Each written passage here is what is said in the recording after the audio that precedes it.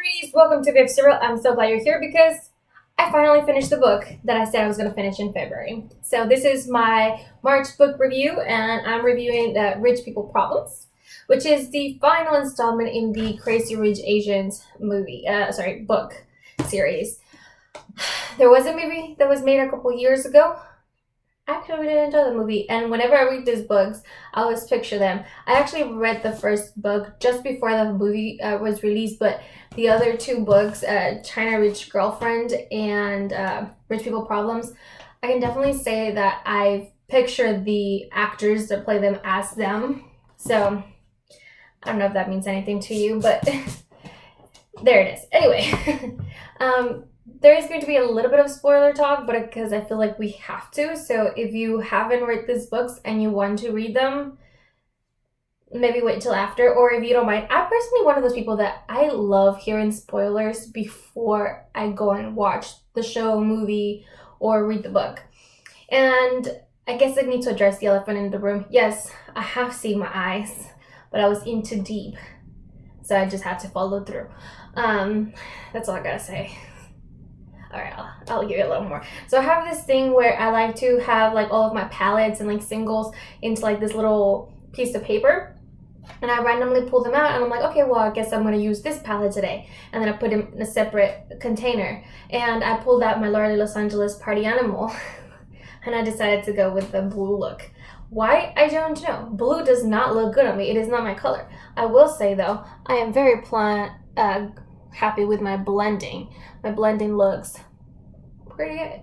So, anyway, I know it looks crazy. Halfway through, I realized I looked stupid, and I decided to chuck along anyway and just hope for the best towards the end.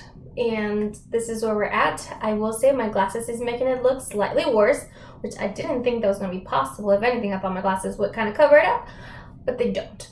So let's just skip along and go to Rich People Problems. But before that, I want to do a quick synopsis on to what happened. Crazy Rich Asians, you have... Why am I forgetting names already? And we literally just got in. We have Rachel and Nicholas, who are both professors at NYU, and they're together. Comes to find out, Nicholas comes from a very rich family, Crazy Rich Asians, and his family does not approve her and tries to break him up. They, however, fail and become China Rich Girlfriend. They're still together. Come to find out, by the way, I didn't mention this, Rachel was raised by a single mom, never met her father. Eleanor, which is Nick's mom, finds her father and puts them together. Turns out that Rachel's dad is very rich and is married to a very rich woman, and they do not approve of her.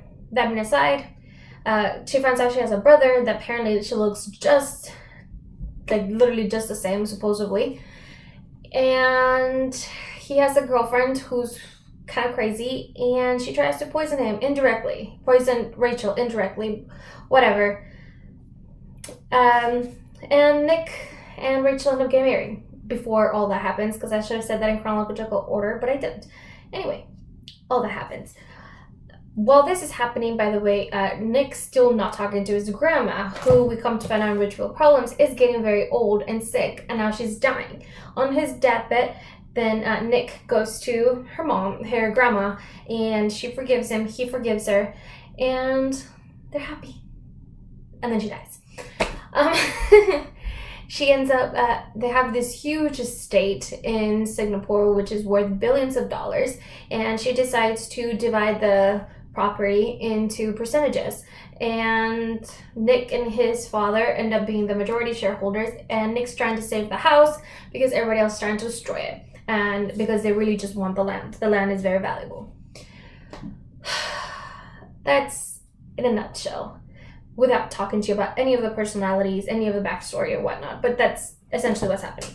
So in this book, it's really interesting because I thought that we're going to spend a little more time kind of talking about like with the grandma and stuff, but we really didn't get that. We got that more from like backstories and other things, which I really would like to see like a prequel of this about the grandma Sui, because she had the most interesting life, and we just hear about it here and there.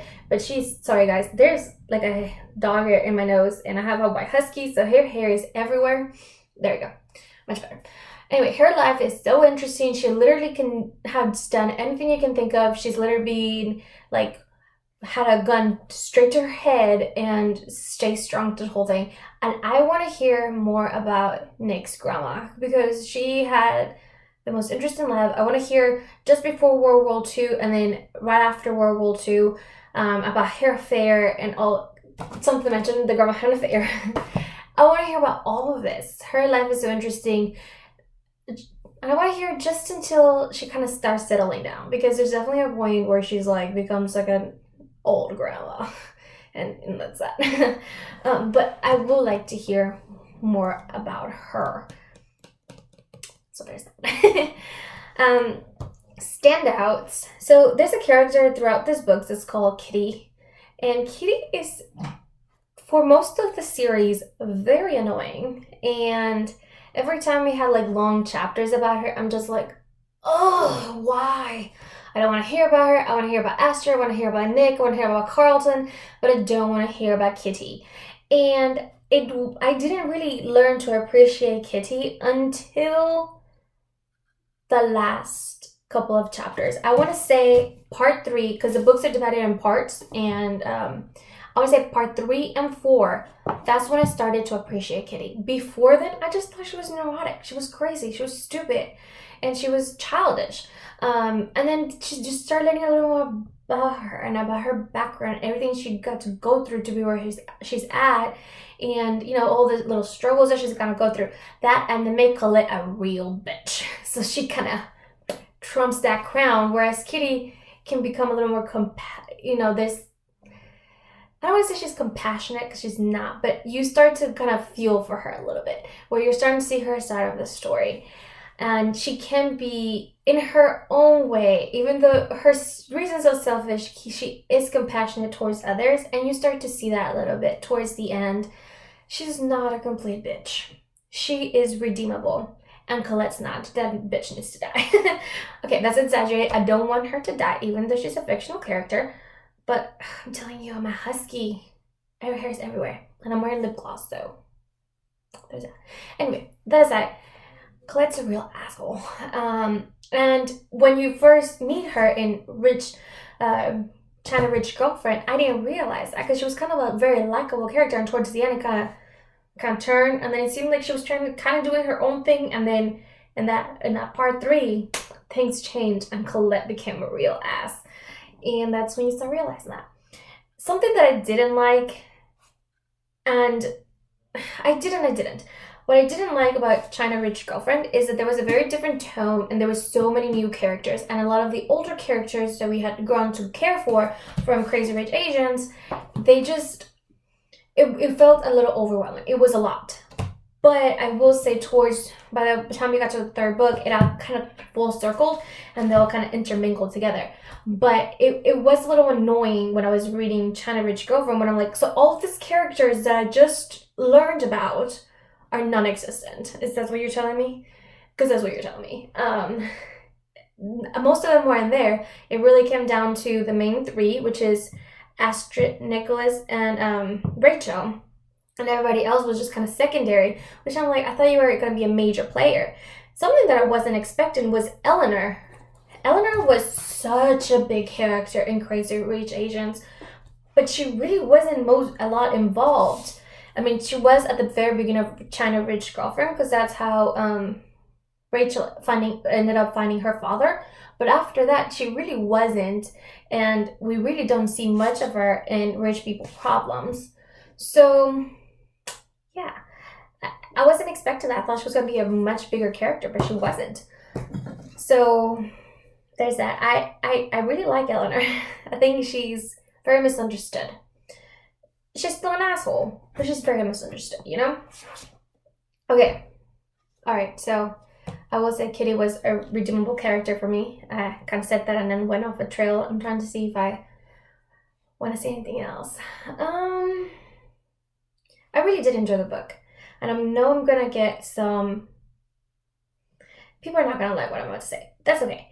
I know that the author Kevin Kwan goes into very extensive descriptions of things because everything's supposed to be so elegant and like grand, and so he really wants you to paint that picture for you, and he goes into rants.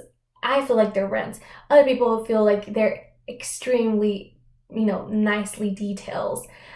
I don't care for these details. Sometimes I do. I want you to paint me the picture. Like, I want you to paint me Turtle Park. I want to understand how big and massive this mansion, this home, this palace is supposed to be.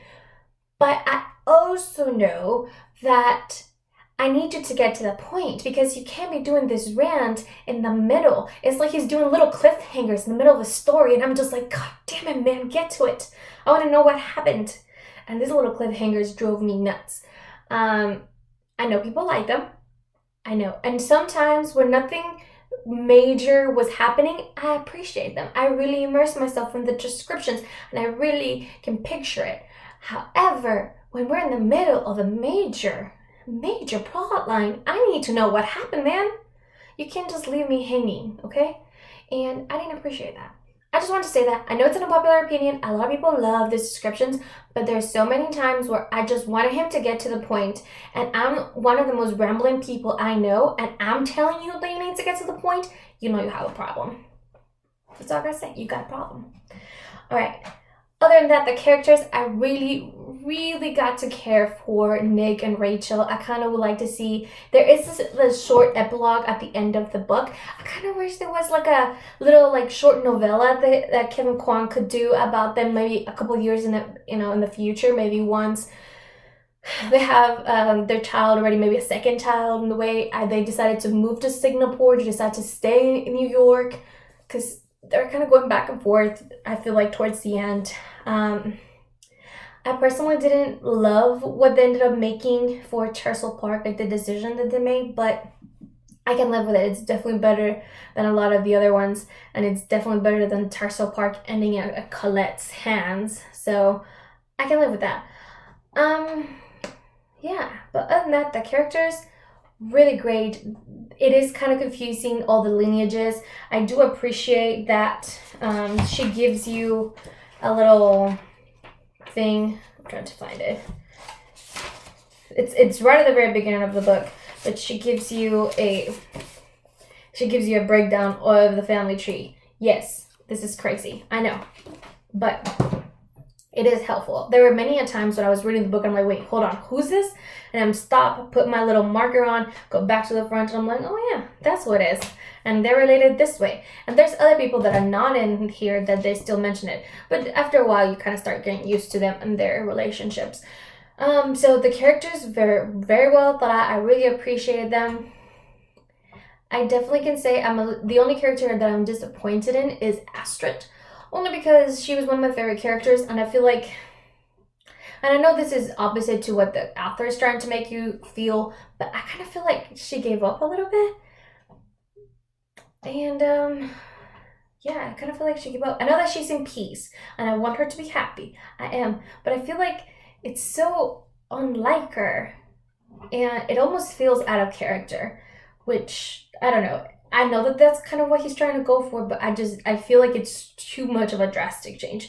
But I don't care for that, but it is what it is, right? Other than that, I really enjoyed it. I think you'll like it. I get my laser hair removal with this woman named Janet. She owns her own little business, and she's amazing, by the way. If you live in the Austin, Texas area, I highly recommend her. I've never left her place in a bad mood. I've always been left better than I ever came in. So welcoming. Anyway, I've lent her the books, and she's loved it too. So if that tells you anything at all, yeah, they're good. I've really enjoyed them. And I love having conversations about it. They're really good books. I do recommend them.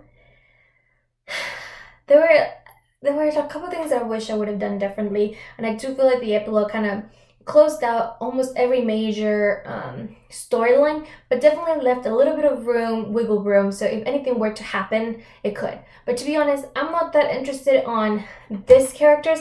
I I want to find out more about Suyi. I want to find out more about her husband, about her affair with the prince.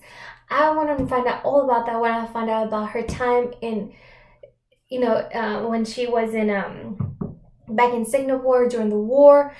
They mentioned a little bit here and there, but I really want to see all of that from start to finish. Any way they can make it possible. Maybe if it's like, even if it's like a one book thing, towards the end of Rich People Problems, Nick finds his grandmother's old diaries, and she talks in like very detail about everything that she did, about how her brother died and all that stuff. Honestly, I was reading that it was literally just one paragraph about her brother dying, and I was tearing up. And I don't have any relationship with that character, her brother, because he's only mentioned the thing a handful of times and not in great detail. So I didn't really knew him, but I cared for Suyi enough where her talking about her brother dying hit me a little bit, and I wasn't expecting that. So maybe if they did like a one book where it's like they go through like the major parts of her life in those diaries, I would love to hear that. I would love to read them, but it is what it is. I highly recommend them. I hope you enjoyed this video. It is a little lengthy, longer than what I usually do, but I hope you like it. Please don't forget to like and subscribe, and I'll see you guys in the next video. Bye, guys!